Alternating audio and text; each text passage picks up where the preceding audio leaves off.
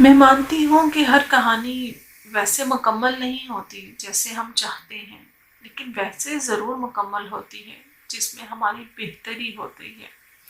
یہ سب اس کی تقسیم ہے، اور میں نے اس کی تقسیم پر راضی ہونا سیکھ لیا ہے۔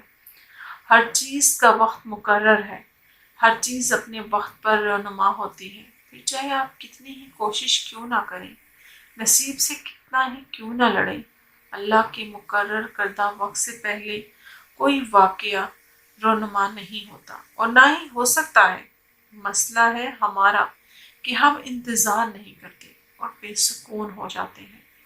حالانکہ قرآن میں اللہ نے خود فرمایا ہے ہر خبر کے واقع ہونے کا وقت مقرر ہے اور تم ان قریب جان لو گے، اور اللہ تو ویسے بھی محبتوں کا بادشاہ ہے۔ تو پھر جس نے خود محبت کو بنایا ہے اس کے لیے تمہاری محبت کو تمہیں واپس لوٹانا بھلا مشکل ہے؟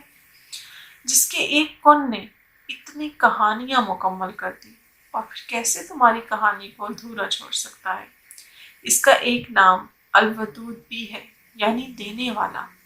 پھر وہ کیسے تمہیں خالی ہاتھ واپس جانے دے سکتا ہے؟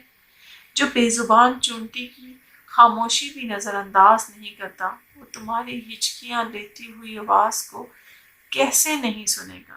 بس وہی تو سنتا ہے اور وہی سنے گا۔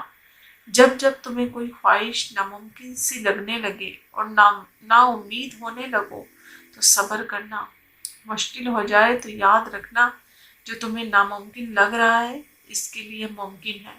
نا امید نہ ہو، یہی تو صبر کرنا ہے، یہی تو اس کے کن پر کامل یقین رکھنا ہے، یہی تو آزمائش ہے تمہارے صبر کی۔